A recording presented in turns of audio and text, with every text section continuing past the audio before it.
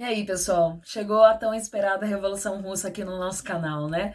Então vamos discutir primeiro qual era o contexto histórico-social da Rússia anterior à tão falada Revolução de 1917, né, que completou 100 anos aí há pouquíssimo tempo. Para começo de contexto, a gente tem que lembrar que a Revolução Russa, ela vai acontecer dentro de um país que já vinha historicamente com muitos problemas sociais. Pensando no quesito tamanho da Rússia, que é um dos maiores países em extensão territorial do planeta, nós temos que levar em consideração que a Rússia tem várias situações que corroboraram para a dificuldade de se viver na Rússia. Primeiro, como é conhecido de todo mundo, o inverno extremamente pesado que os russos vivem, né, com temperaturas que chegam a menos 50 graus Celsius. Então, a região siberiana da Rússia, as regiões extremamente congeladas da Rússia, são regiões muito difíceis de serem habitadas. E como elas são difíceis de serem habitadas, também são regiões que praticamente não produzem alimento. Então, essa população russa tinha uma grande dificuldade na agricultura, o que, consequentemente, já gerava desabastecimento de comida. Anterior à Revolução Russa, a população russa, quase que a sua totalidade, vivia no campo, dependia da produção do campo. 80% desse povo estava vivendo nessa região rural. Então, nós temos quase que a totalidade da população dependendo de um campo que mal produzia aquilo que o povo necessitava, em primeiro momento, que era o alimento, né? Outro quesito que a gente tem que salientar em relação à Rússia antes da Revolução é o seu governo, que era um governo autoritário, fundado na figura do czar, né? Ou seja, a Rússia já vinha de 400 anos de um processo de governo na figura do czar. O que é o czar? É o rei, né? Na Rússia costumou-se chamar os reis de czares, né? Em homenagem aos grandes césares, né? Os antigos imperadores romanos. Independente disso, esse governo ainda trazia muitas características do absolutismo monárquico, ou seja, um governo centralizado, autoritário, com muitas regalias para a nobreza.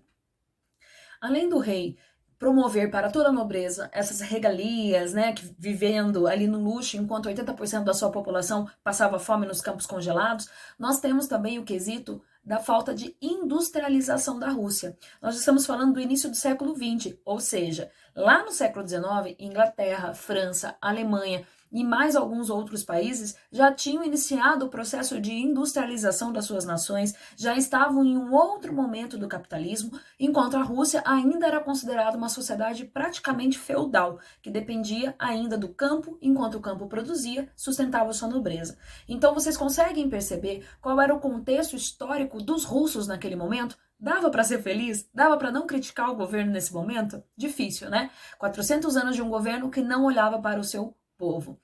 A partir desse momento, do início do século XX, mais ou menos no ano de 1903, nós vamos começar a ter as primeiras organizações partidárias dentro da Rússia. Claro que ainda tudo muito devagar, muito pequeno, né? Nós vamos ter a fundação do Partido Comunista, que vai se dividir em duas frentes, né? As famosas frentes, os mencheviques e os bolcheviques. Ideologicamente, os bolcheviques pretendiam uma revolução do proletariado, eles pretendiam derrubar de fato o governo estabelecido e instaurar, né, um governo feito pelos trabalhadores da Rússia. Enquanto o lado menchevique já era um lado um pouco mais brando, eles queriam sim a alteração do governo, eles queriam promover uma revolução, mas eles acreditavam que esse poder deveria ser transpassado ao povo de maneira gradual. Boa parte da burguesia estava ligada à ala dos mencheviques. Dentro desse contexto político que começa a se modificar já no início do século XX, no ano de 1905, nós vamos ter o famoso chamado Domingo Sangrento. O nome já diz, né? Foi um domingo muito triste para a história da França, por isso é muito importante ser relembrado. Por que o Domingo Sangrento foi tão importante? Boa parte da população russa foi até a frente do palácio do czar e fez uma manifestação pacífica. Essa manifestação exigia do czar condições mínimas de vida para a população. O czar, né, diante de todo o seu histórico de autoritarismo, né, de já trazer de várias gerações essa visão muito distante da realidade do seu povo, promoveu o quê? Um enorme massacre. Deu ordem para que os guardas fuzilassem toda e qualquer pessoa que estivesse ali na praça. E de fato o massacre aconteceu. Homens, mulheres, crianças, pessoas mais velhas, todo mundo foi morto. Ou seja, a praça que ficava em frente ao palácio do czar ficou manchada com o sangue do povo russo. Por isso é lembrado de Domingo Sangrento. É claro que esse episódio marcou muito na mentalidade da população russa, que a partir daquele momento se desgastou ainda mais em relação ao governo russo que estava estabelecido. Porém, em nada modificou a vida do russo, ou seja, o czar não se arrependeu, ele não se retratou e ele não modificou nenhuma ação política dele em relação ao seu governo, ao seu trato com a população.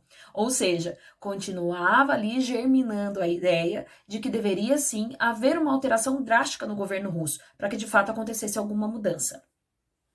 Ainda nesse período de tentativas de mudança de organização político-social russa, nós vamos ter o episódio da Primeira Guerra Mundial. A gente também tem um vídeo aqui no canal, dá uma olhadinha lá no resumo, vocês vão poder observar que já naquele vídeo da Primeira Guerra eu menciono a questão da Rússia. A Rússia entra na Primeira Guerra ao lado, né, de Inglaterra e de França.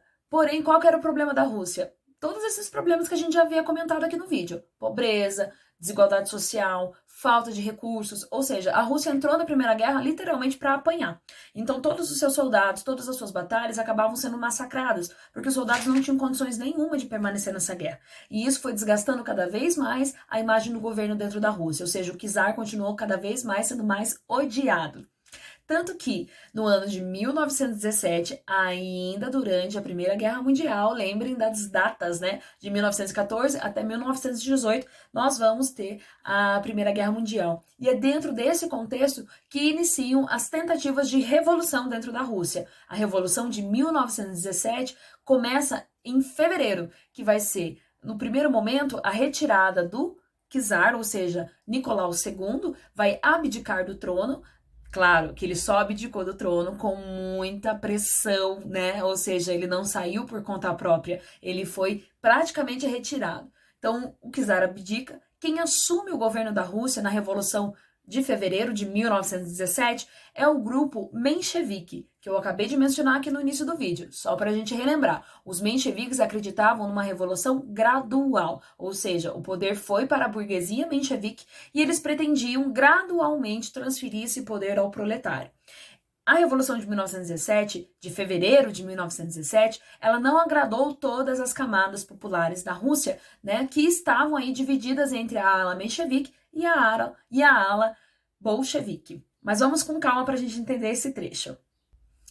O líder dos menchevique que passa a assumir o governo da Rússia é Alexandre Kerensky. O Alexandre, ele começa já com algumas ideias um pouco mais democráticas em relação ao governo do czar, como, por exemplo, promover, né, uma constituinte. Ele começa já a trazer algumas ideias de governo um pouco mais democrático. Porém, nós temos a figura agora de Vladimir Lenin. O Lenin, ele vai lançar um famoso livro chamado As Teses de Abril. As Teses de Abril vão trazer nesse texto vários ataques ao governo menchevique que ele considera um governo burguês que não vai, de fato, atender às necessidades da população pobre mesmo, dos proletários, né? Ou seja, ele instiga a população a refutar o governo menchevique e a pensar em uma nova revolução que aí sim, de fato, vai colocar o poder na mão dos proletários. E é aí que a gente vai encaminhar a história para a Revolução de Outubro, também de 1917, que aí sim vai ter como liderança o Lenin, né, que vai encabeçar essa nova tentativa de mudança de governo e que vai dar certo, né? Nós vamos ter a vitória dos bolcheviques em outubro de 1917, colocando então Vladimir Lenin como o seu líder maior. Quando Lenin assume o poder na Rússia, né, ele traz as famosas frases, né, paz, pão e terra, todo poder aos sovietes, ou seja, todo poder ao povo. Então, quando Lenin toma a frente do poder na Rússia, ele vai trazer as ideias do socialismo de fato à tona. Porém, o Lenin, quando ele assume esse governo, ele vai também promover o extermínio da família Romanov. Quem são os Romanov? São os czares, né? Ou seja, a família do czar. A gente vê muito sobre isso, existem N documentários sobre o assassinato da família Romanov, vocês podem pesquisar isso na internet, vocês vão encontrar inúmeras coisas. O Walt Disney, inclusive, criou, né, uma princesa russa, que é a Anastácia. Na história da Disney, né, a princesa Anastácia está viva, enfim, é uma história bem trágica, né, retratada pela Disney. Mas a gente sabe que essa lenda da princesa Anastácia, quem seria a princesa Anastácia? Seria o bebê mais jovem, né? Ou seja, seria a criança mais jovem da família Romanov, que na época acreditou-se ter sido poupado do massacre, né? Que talvez os soviéticos tivessem ficado com pena do bebê e tivessem poupado a vida dessa menina. Até hoje, não se sabe ao certo se isso de fato aconteceu. Acredita-se, né, a hipótese mais aceita é que de fato os soviéticos mataram inclusive o bebê, que não sobrou ninguém da família Romanov para futuramente pleitear o poder político na Rússia, né? Mas você pode encontrar na internet vários documentários que vão deixar sempre essa questão no ar, essa ideia de conspiração, que Anastácia Romanov está em algum lugar no mundo, né? É interessante como ponto de curiosidade. Além disso, ainda pensando nesse processo de alteração de governo, né, entre os mencheviques saem, entram os bolcheviques com a liderança do Vladimir Lenin.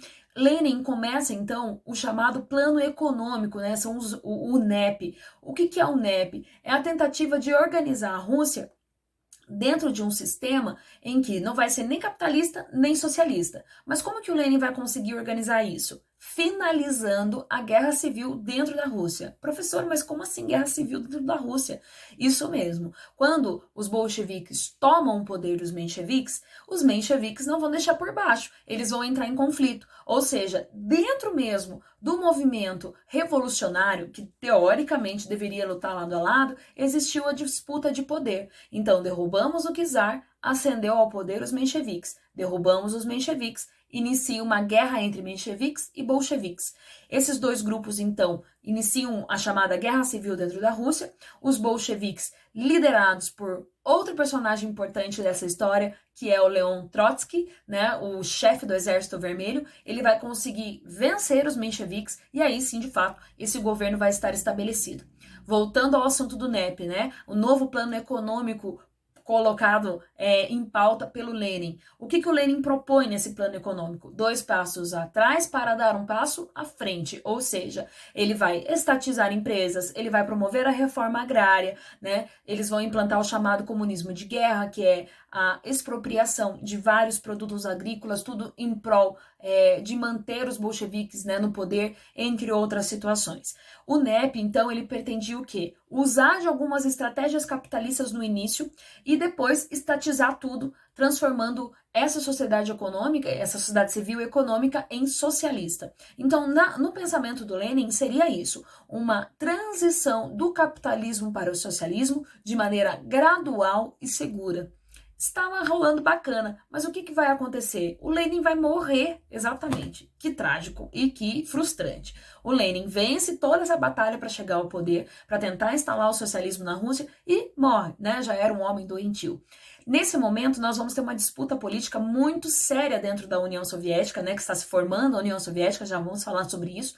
Essa disputa de poder entre os líderes ali do iniciozinho da União Soviética é entre quem? Leon Trotsky, que acabei de falar, chefe do Exército Vermelho, e outra figura que vai surgir agora, que é o Joseph Stalin. O Stalin já era um jovem muito promissor, né, um político muito promissor dentro do Partido Comunista, que era o grande líder, né, político dentro da Rússia naquele momento. Então, houve uma votação dentro do partido. Quem deveria assumir o poder na Rússia? Ganhou Joseph Stalin, que já era um político articulista dentro do partido e, obviamente, tinha mais correligionários, vamos pensar assim, né? Quando Joseph Stalin toma o poder na Rússia, aí a coisa muda de figura. Por quê? Leon Trotsky, ele tinha uma ideia de que a revolução deveria se espalhar pelo mundo inteiro, né? Ou seja, não só a Rússia deveria transformar o seu país em socialista, mas essa ideia deveria ser levada para o mundo todo mundo deveria entrar na dança. Enquanto Joseph Stalin era a favor de que se estabelecesse com firmeza o socialismo dentro da Rússia e, obviamente, se organizasse também com firmeza a União Soviética, que já estava se desenhando, para depois levar essa ideia socialista para outros povos. Então, cada um pensava de um jeito. O Joseph Stalin ganha o poder, e quando ele ganha o poder, ele começa uma política muito violenta, que é a de expulsar, assassinar, perseguir todo mundo que pensava diferente dele. E nem para o Trotsky não foi aliviado. O Trotsky teve que sumir da Rússia, fugiu de lá, ele veio inclusive parar no México. Outra curiosidade a respeito do Trotsky, diz a lenda, né, que ele teria tido um romance com Frida Kahlo, que já era uma mulher autodeclarada comunista e que teria recebido ele na sua casa lá no México. Procura saber disso também, que é bem interessante. Mas só para a gente finalizar esse pedaço. Então, o Trotsky foge, vai parar aqui na região do México, já na América, né, bem distante da Rússia. O Joseph Stalin instaura o seu governo ditatorial, autoritário, violento, entre outras coisas, né, e vai estabilizar, vai organizar econômica e politicamente a famosa e tão lembrada União das Repúblicas Socialistas Soviéticas. Mas, professora, como que da Rússia se tornou União Soviética? Começa assim, nós temos a organização socialista dentro da Rússia, outros países da região que começam a achar bacana a ideia, começam a acreditar que talvez se ligar à política russa seja favorável, seja interessante economicamente, começam a se aliar à Rússia. 15 países vão se tornar aliados da Rússia e vão formar o chamado Bloco Soviético, ou seja, um bloco de países socialistas. Esses 15 países você também encontra no Google com muita facilidade, não tem necessidade de eu falar a lista inteira aqui para vocês. Alguns, como Lituânia, Iugoslávia, né? Esses países que hoje já se modificaram completamente no mapa geográfico do mapa mundi, né? E também alguns até alteraram seus nomes. Mas procura lá para vocês saberem.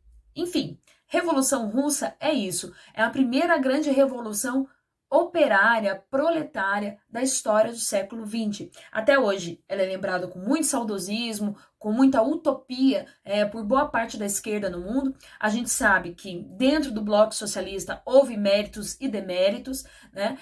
Mesma coisa eu sempre gosto de dizer para os meus alunos que sempre vem, né, com comparações entre Hitler e Stalin, porque o Stalin também matou tanto quanto o Hitler. Por que nós não falamos tanto do Stalin? Por que falamos só do Hitler?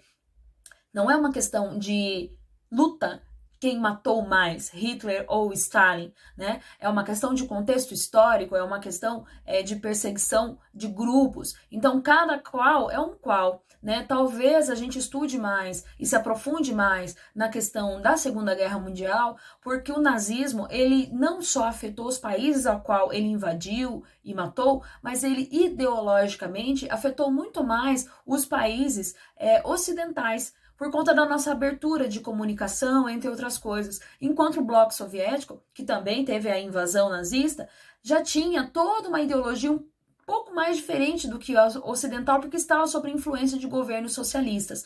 Então não é uma questão de que um é melhor do que o outro, de que tanto um quanto o outro são horríveis e assassinos, isso é óbvio, né? Mas eles não estavam em disputa entre quem mata mais, né? Então eu acho que essa não é uma discussão que mereça o nosso tempo, né, o nosso desgaste. Quem matou mais, Hitler ou Stalin, né? Dos dois lados, esquerda, direita, socialista, capitalista, dos dois lados existiu a violência. Então, que fique de resumo aqui para nossa aula de Revolução Russa. Falei muito rápido? Pulei muita coisa? Meu Deus, não consegui anotar? Não tem problema. Aqui embaixo na descrição do vídeo, como eu já falei no início desse vídeo, vocês vão ter aí o link do resumo escrito, o link dos slides que estão lindos para que vocês possam fazer um estudo de qualidade. Espero que, apesar da ligeireza da minha fala, vocês tenham conseguido capturar algumas ideias sobre a Revolução Russa. Até o próximo vídeo.